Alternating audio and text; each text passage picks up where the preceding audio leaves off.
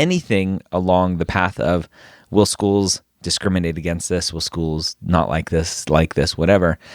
The answer is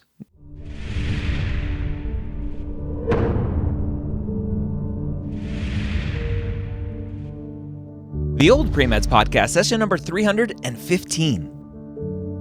And welcome to the Old Premeds Podcast. My name is Dr. Ryan Gray, your host here every week, where I take your non-traditional pre-med questions and answer them here on the podcast.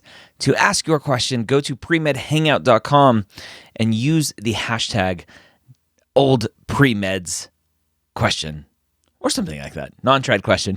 Whatever you want, we'll find the question. I don't know. I forget what we have them tagged. But that's okay. We're going to keep rolling. So our question today is all about online/community college courses, which is a very common thing that non-traditional students use to take classes with their busy schedule.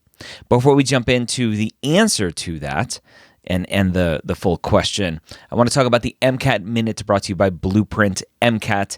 As you are preparing your schedule as a non-traditional student, you have work, you have family, you have other responsibilities. Go create a study plan over at blueprintmcat.com. Use their free study planner tool. Go create a free account, blueprintmcat.com. Free study planner tool.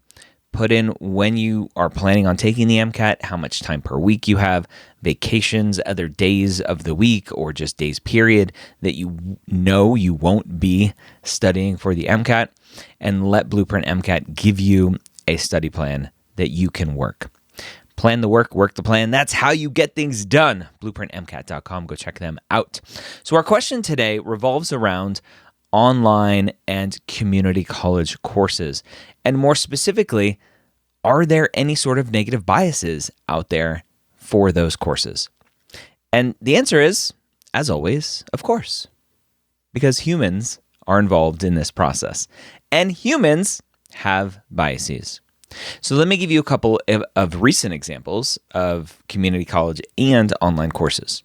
So during the pandemic, we know that basically every school went online, including medical schools.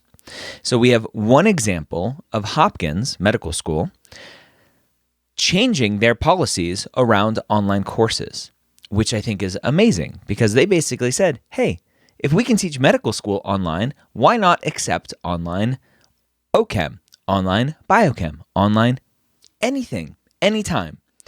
Pre-pandemic, post-pandemic, Hopkins changed their policy to say online courses are A-okay with us. Now, that's their public-facing stance. I hope behind the scenes, they're giving equal weight to online courses. That's one example. Let's look at community college on the other hand. Northwestern Medical School has a policy that the rigor of the courses is looked at in terms of whether or not they like your class and to determine whether or not your 3.7 GPA is a 3.7 GPA.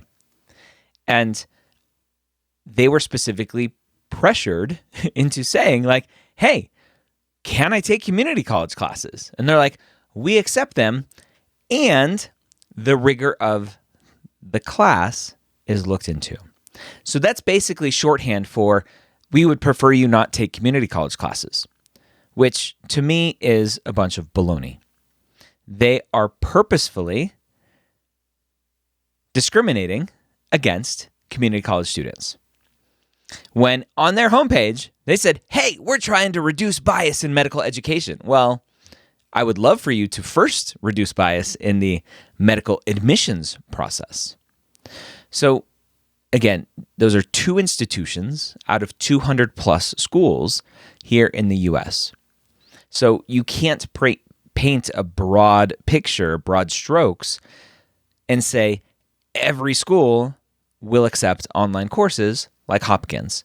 And on the flip side, you can't say every school is going to discriminate against community college courses like Northwestern does.